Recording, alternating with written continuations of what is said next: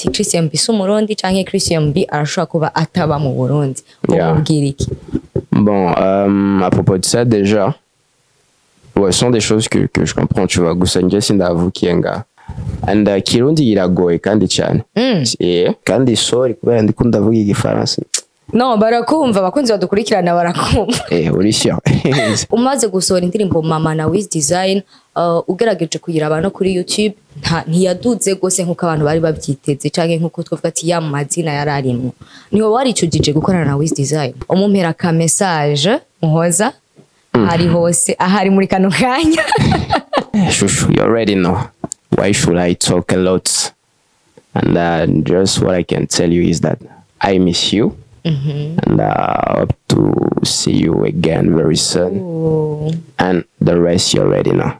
Love ya. Kandi bavuga ngo abaririmbyi benshi bakurikira abakobwa bo muri diaspora bafise amahera. Je suis pas avec elle kubera amahera. Muragera rero muri shooting ya video. Ego. Byari bimeze gute muri video? Ntivyakugoye par rapport y'ukuntu wari usanzwe ukorana n'aba video vixen sanzwe utazi. Hamuga usaga muri video ugiye kwactinga n'umukunzi wawe. Il est différent kubera genre les autres vidéos tout l'acting. Et là c'était un peu plus il y a des real. Iyo uri mu rukundo n'umuririmbyikazi mugenzi wawe. Ni benshi bamurondera, ni benshi bamwandikira, sometimes ari usanga ufite na Instagram yiwe canke amarezo sociaux yiwe muri telefone yawe. Nk'abahungu bariko baramwandikira ukabibona ubyakira gute? Bon, il est facile gutahura kubera nanje ndi muririmbyi. Nanje mfise kandi je chante pour des filles, tu vois. Kandi mfise rero ama message benshi y'abakobwa. Si je la comprends pas, yona gute. Unanitoka zamani, unanipenda unanyeshimu mimi. Hata siamini kama ile unaolewa na mimi.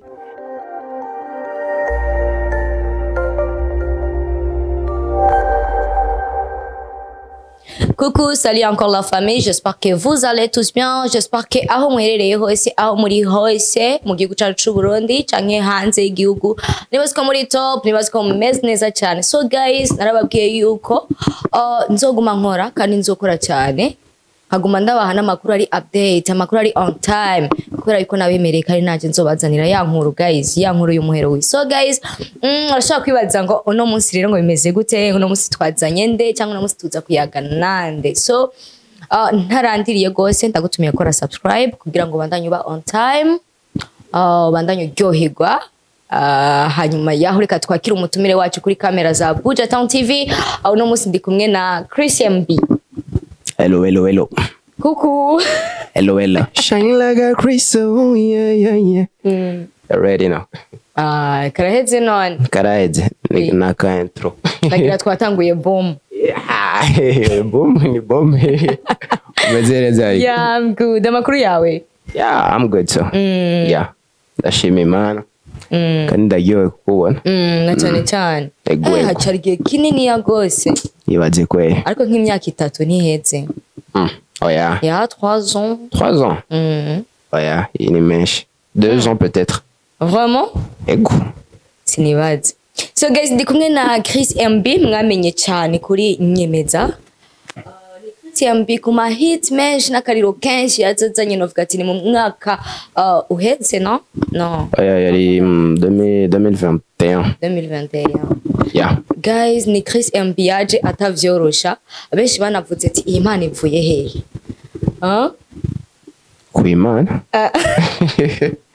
Tukiraho nyene Christian B. Yes. Ibintu byo kuririmba, kumva yuko ubu muririmbyi byaje gute? Usare ndaza kuvaindi.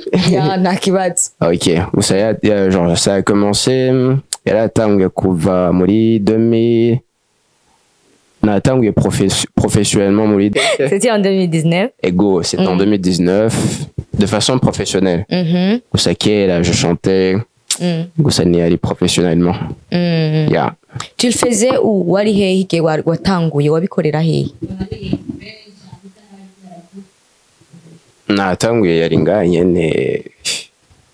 Gusa natanguye na rap. Na rap et ensuite j'ai commencé avec un peu d'R&B. J'ai vu que ça passait. Et ensuite j'ai décidé avec Kabassi que je continue.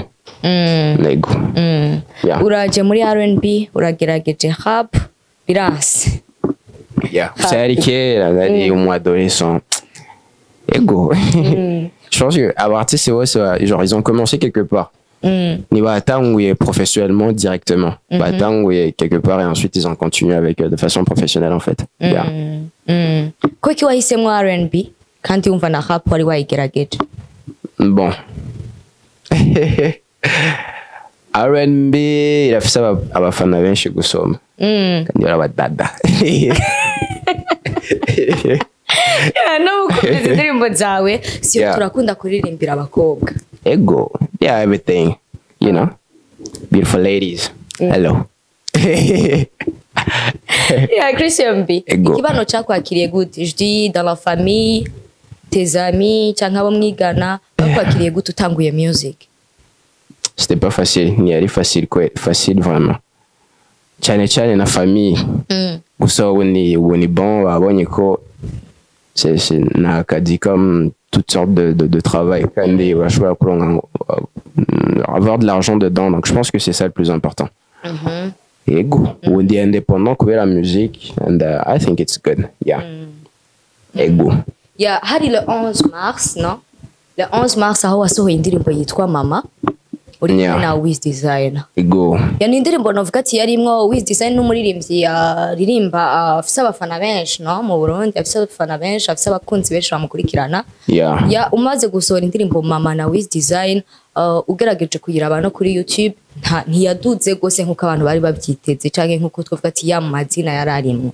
niho waricujije gukorana na Wiz Design bon je pense que là on va commencer dès le début kubera nje official video yanje nyuma yari muri 2021 parce que je travaillais nari mfise management gusa tola on s'est un peu quelques problèmes et ensuite on a arrêté de travail tu vois ce sont ali abantu bamfashije kuva yo 2019 gushika 2023 gusa ali ma problème genre personnel il y a tout mieux genre qu'on ne travaille plus ensemble et des gens il y a un problème il y avait muri management wari urimwo exactement ils sont des gens très gentils très gentils genre ils aiment pas se présenter ils sont pas des gens qui aiment les médias tu vois et d'ailleurs je les salue donc c'était un peu ça and then j'ai fait une pause la Gizaka pause pour me réorganiser donc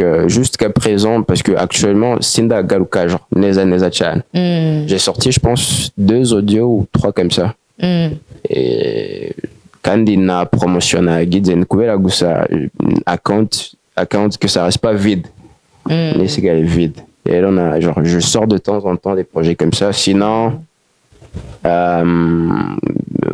coming back not yet and that will be fire yeah make sure gushira mu nguvu nyinshi na cyane yeah mu nyuma yaho turakubonye muri collabo yiwawe na Muhoza yeah indirimbo iryoshe cyane by the way oh thank you indirimbo kubera iki Muhoza pourquoi t'as choisi elle c'est une indirimbo genre c'est un projet qu'elle m'a proposé tu vois elle m'a proposé kandi n'umusheri wanje biranavugwa cyane yuko Christian B muri no miss ari mu rukundo gwaka na Muhoza yeah that's it and yeah c'est normal genre uri kumwe n'umuntu gukorana mukora ibintu bimwe ego je pense que c'est normal kandi ni logique non mais ouais si toi tu chantais quand on a fait mon chéri qui chante aussi il est facile gusori indirimbo byoroha gose byaje gute byaje ryari gukundana na Muhoza byatanguye ryari bon à période ça remonte quoi ça remonte à je pense à 6 mois je sais pas Change 7 mois comme ça ko batamuzi Muhoza asanzwe ari mu diaspora w'abanyama afise amafaranga menshi cyane no kandi bavuga ngo abaririmbyi benshi bakurikira abakobwa bo muri diaspora bafise amahera kugira ngo baprofite kajya kanoti ubwo wowe ntivyaje nka profit oya vraiment kandi je suis pas avec elle kubera mahera J'ai indépendant. Indépendant quand je me débrouille tout seul. Donc, sur ce point, je suis pas à la cause de ça, tu vois. Gusa hariyo abantu benshi bari hariya kubera amahera. Turababona. Ariko nimba atari ibanga mwahuriye umunsi wa mbere muhura mwahuriye amuhotse. Premièrement, yari mu ma social media. Yari mu ma social media. Wari usanzwe uri umufana. Natangiye kuvugana. Ensuite,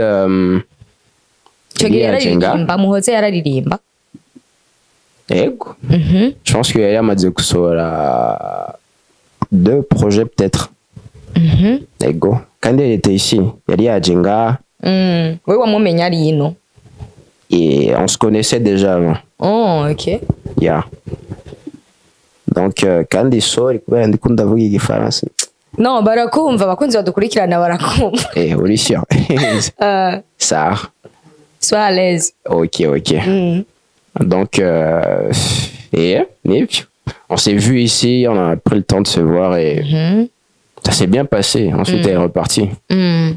Imbere yuko muhura mukizinanye kuri réseaux sociaux. Umunsi wa mbere muhura wari witeze ko ari umukobwa ameze gute? Bon, franchement, sinari mfise genre idée inyuma kubera turonga ama message menshi cyane. Ça, la différence était muri discussion quand on a des trucs à se dire, c'est une vieux kuvugana, tu vois, des trucs comme ça. Et de fil en aiguille, tout cas, genre ça s'est fait, il y a des naturels goûts ça. Conversation elle est fluide et je me suis dit avec le temps, non si tu la vugana, après 2 jours tu la vugana et ensuite ça devient quotidiennement, everyday, you know. Umunsi rero wo gukorana video nawe. Umunsi wari witeze ati mwakoze igikorwa mwagiye muri studio. Inspiration yavuye. Inspiration. Mukiri muri studio muri ko muri recording. Kwanza inspiration ya mariage. Ya mariage rero. Tini kintu cyakiri muri projet tuvuga tuti. Kandi biri muri projet. Shushu, I'm waiting for you. Muri studio byari bimeze gute? Sindi ko ndababona muri ko muri recordinga. Amusokana. Deja bikuntu bikugora ugasanga wasubiyemo gose muri studio abaririmbyi muraruha cyane yo muri studio. Muri kujya kuruma murasubiramwo kajya kazi kose mwe mwagakoze gute byari byoroshe kweli? Yari pas tellement facile kubera turaronde n'umuntu yo kudufasha. Kwandika gusa on a composé la chanson à 3 turi batatu. Ouais, namuhoza. And the guy that's Bamuita Villa. That's a songwriter. And je pense qu'à 3 ça peut pas ne pas marcher.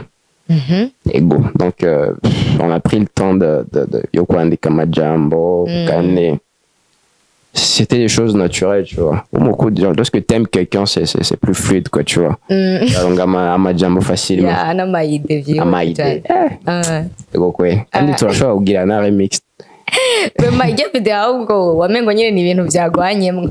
So muragerera muri shooting ya video. Ego. Byari bimeze gute muri video? Ntibyakugoye par rapport y'ukuntu wari usanzwe ukorana n'aba video vixen sanzwe utazi. Mugasaga muri video ugiye kwactinga n'umukunzi wawe. En tout cas, il est difficile parce que il est différent genre les autres vidéos, tout l'acting. Et là, c'était un peu plus, il y a des real, un peu plus réel que tu vois. Il y a des vidéos, but real at the same time. Et là, sinon, ça. Direct yararushe cyane.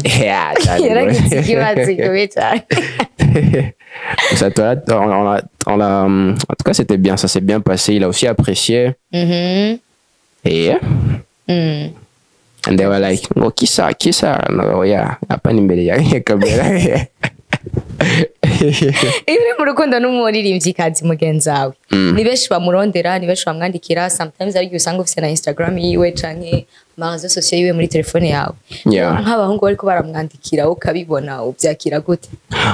Bon, biri facile gutahura kubera nanje ndi muririmbyi. Nanje mfise kandi je chante pour des filles, tu vois. Kandi mfise rero ama message benshi y'abakobwa. Si je la comprends pas, yona uragute, tu vois. Je suis obligé de la comprendre. Quand que je maîtrise, sont des choses que je maîtrise en fait, tu vois. Donc je pense que c'est facile. Biragoye ufise umusheri aririmba kandi nawe tu chantes pas. Aho biragoye. Ariko muri game mwese c'est facile vraiment. Biroroshe gutahura. Inyuma y'igikorwa cawe na Muhoza twitege iki après yindi collabo nawe canke wenyene? Bon, pour le moment, genre, après il pose, je vais revenir avec à ma collaboration Maïchi Chan. Avant, je chantais pas mal de chansons à l'Emoli solo. Genre mes chansons, akunda ma collabo cyane. Oya. Indirimbo zawe nyinshi ni collaboration. Oya. Ariyo Nyemeza si collabo. Ariyo Nudekone si collabo. Ariko amakolabo ni menshi kwe. Ya mbere yari na Double J. Ego kwe. Yeah. Avant, je faisais des collaborations avec artistes, genre, aller un peu, pas très connus, aller qu'on va faire ses talents.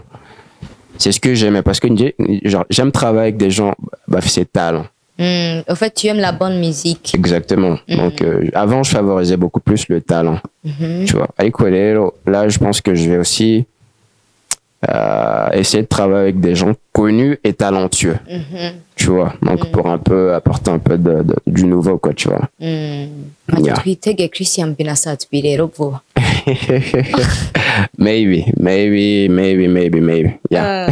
Akabazo kanje nako kabazo kanje kanyuma Christian B. Yeah. Novuga ati abaririmbyi bose, novuga ati surtout la majorité y'abaririmbyi bari mu Burundi, usanga bafite utuntu tumeze nk'utu groupe. Ugasanga bari kwa naka, bari uku, bari kumwuko. Ugasanga nk'abantu batatu, 3 musiciens bishitse hamwe mu ka groupe kiwabo. Wewe turiko turaraba chavuga ati none Christian B ahagaze hehe ari hehe wewe? Je pense que genre ce sont des bonnes choses, tu vois. Gusa genre c'est bilafashe kubera urafisa abafana kandi undi umuntu afisa abafana. Parce que vous mettez ensemble, genre l'union fait la force. Tu vois. Et moi personnellement, je parle à tout le monde. Franchement, tout le monde. Que ce soit Fizo, que ce soit Satbi, que ce soit Dabodje, que ce soit Kiriko, que ce soit tout le monde. Weezy, que ce soit, je sais pas moi. Mona. Je discute avec tout le monde. Donc, sinon, je n'aime pas trop me mettre dans des cases, tu vois. Je n'aime pas trop me mettre dans des cases. Mais s'il faut travailler avec eux, il n'y a pas de souci. Il n'y a pas de problème en tout cas. Nk'umuntu avuga yuko Christian B atari umurundi canke bakavuga ati Christian B kubera n'ukuntu avuga ikirundi n'ukuntu yimereye n'ukuntu utabonekana cyane, hari abantu bashobora kwibaza ati Christian B si umurundi canke Christian B arashobora kuba ataba mu Burundi. Ubwira iki? Bon, à propos de ça déjà, ce sont des choses que je comprends, tu vois. Gusa nje sindavu kienga. And then there is a difference between nationality and speaking the language. You know. And Kirundi iragoye kandi cyane. Nanagado. Reka. Si t'es pas né ici, action oui, ça sera différent, tu vois. Même si moi Kirundi je comprends, tu vois. Que ça parler, l'accent n'est pas trop top, quoi, tu vois. Franchement, les gens vont toujours parler, tu vois. Déjà, personnellement, je sais que je suis burundais et j'ai rien à prouver à personne. Yeah. Listen to music. If you want my ID card, I will show you. Yeah. Ukitsiga indirimbo zose ni uziyandikira Christian? Majorité. Yeah. Gusa ndashobora kwicarana. Kiya kirundo cugikura iriro. Bigenda gute? Oya, muri studio biri facile cyane. Muri studio urashobora kubirepeta cyane. Ensuite ça va passer. Il est facile. Yeah, Christian B. Watubwiye yuko bon utavukiye mu Burundi ariko uri umurundi. Yeah, kandi usanzwe mu Burundi ho. Wavukiye he? Nemba utaravukiye mu Burundi? Brazzaville. Wakuriyeyo gushika 2013. Jusqu'à 2013. Yep. Ensuite, je suis venu au Burundi. Kula ma famille, kubaramutsa. Et ensuite, ma mère est décédée. Mon père est parti en France. Nous subira kugiriki. Wache wigumira ino rero. None wiyumvira yuko ofete kuva ngaha. Uzohava ugiye muri France canke ugiye kurabamo. Bon, en fait, je te demandais, wibaza ko mu kuva ngaho uzova mu Burundi kandi urifuza kuva mu Burundi kandi gutembera peut-être cyangwa kugenda kurondera sinzi amahera sinzi ariko uravyifuzaho ukumva uti banje nubaye ko nshaka kuva ngaho. Qui n'aime pas voyager? Je pense que tout le monde aime voyager. Oya ndiko ndavuga kugenda kubayo en fait. Ah, ouais, puis si je vais, ça serait pour chercher Kulondolo Budima Gusa. Rentrer quelque part, ça sera ici. Yeah. En fait, Christian, ndagushimire cyane. Yeah. Ndagushimire cyane no ku mwanya waduhaye, ndagushimire cyane yuko kigoro wagize kutwitaba muri Buja Town TV. Yeah. Ariko ndagusaba akantu kamwe kanyuma kugira dusozere ikiganiro cyacu neza. Umumpera ka message muhoza hari hose ahari muri kano kanya. And then uheze umumpera nakapera kuri rya ndirimbo yawe nawe iri kwire bice bigacika mu gihugu ca Bujumbura. Guys, ndagutumiye kuja kuraba video kuri account ya Muhoza, no? Yeah. A message. Shushu, you already know. Why should I talk a lot? And just what I can tell you is that I miss you. And I hope to see you again very soon. Ooh. And the rest you already know. Love ya. Baudi acapella. Yanitoka zamani, unanipenda unanyeshimu mimi, hata siamini kama ile unaolewa na mimi. The rest find it on YouTube. Ciao ciao.